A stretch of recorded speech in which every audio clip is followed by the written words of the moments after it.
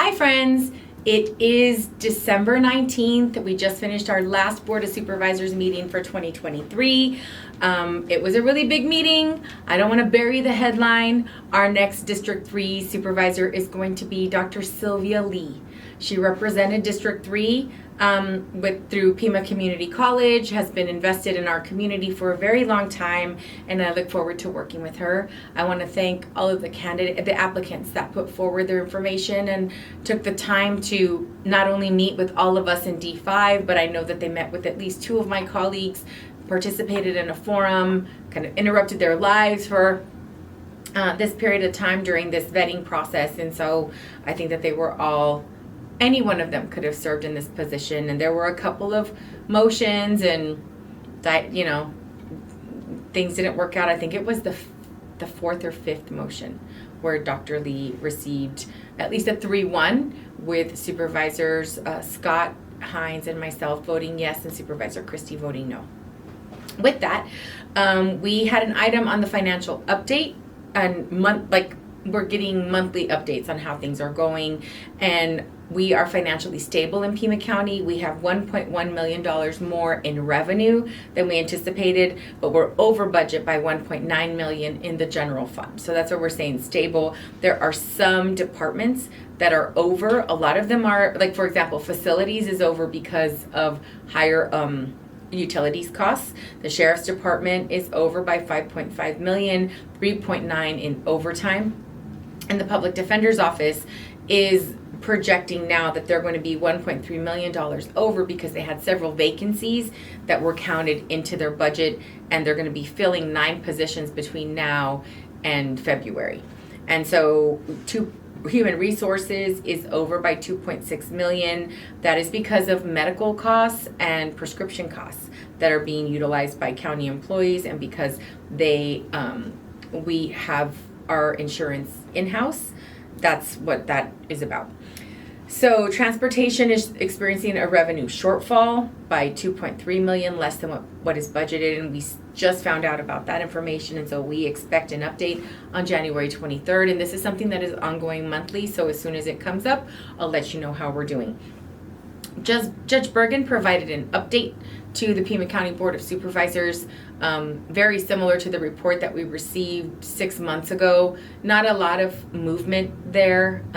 He did indicate that the subcommittees were working and he was optimistic about the work, but what I expressed at the dais is that he's not the one that listens to all of the complaints from the community regarding no to a new jail, yes to a new jail, to the jail deaths, to the overcrowding at the jail, to how many people are in jail that can't make their bond when the prosecutor's office didn't recommend a bond. I mean, there's just a lot packed in there, and what we heard very clearly is that there is separation of the government from judicial, financial, and executive, and we do not oversee the judicial branch, and that is true. But what we do have to be responsible for is the budget. And so when the items come up for requests from the courts, that's the only time that we have an opportunity to have any sort of voice or ask any questions, and it continues to be a very frustrating experience, I think, for everyone on the dais.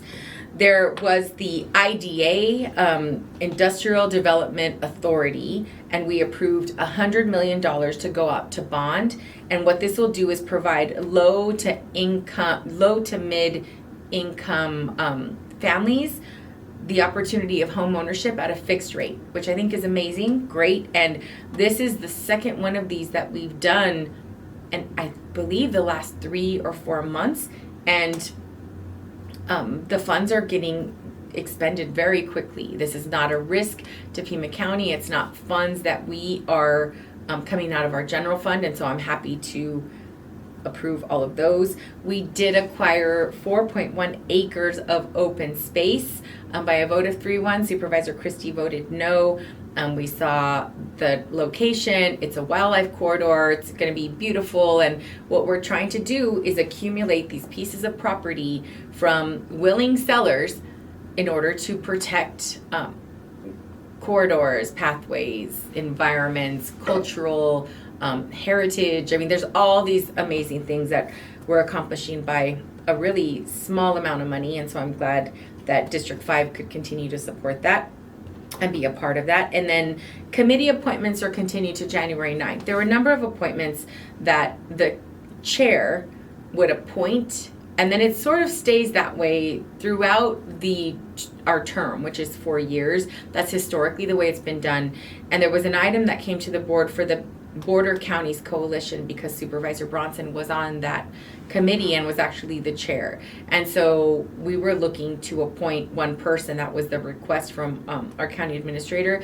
And what I'd asked is if all of the appointments that are under the discretion of the chair, which would be the Border Counties Coalition, the appointee for the County Supervisors Association, specifically the legislative person, Metropolitan Education Commission, Pima Association of Governments, Pima County Health Board of Health, the Regional Transportation Authority, Sun Corridor, and Visit Tucson, that the 5 of us have to make a decision on who's going to be, whether that person is going to be recommended to represent all of us.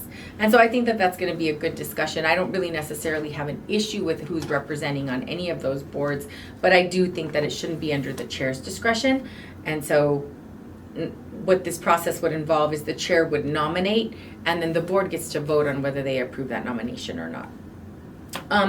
That is the end of our update, and thank you so much for keeping up with Pima County politics throughout this year, our last 3 years. I can't believe we've been in office 3 years already. I hope you all enjoy a wonderful holiday with your family. Feliz Navidad to those families who celebrate Christmas. Happy Hanukkah.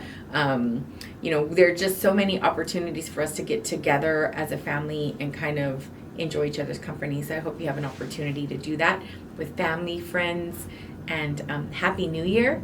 And we'll see you at our next board meeting, which will be January 9th, Tuesday, January 9th. And to that, we will have a full complement of supervisors. There will be 5 of us there. Thank you so much.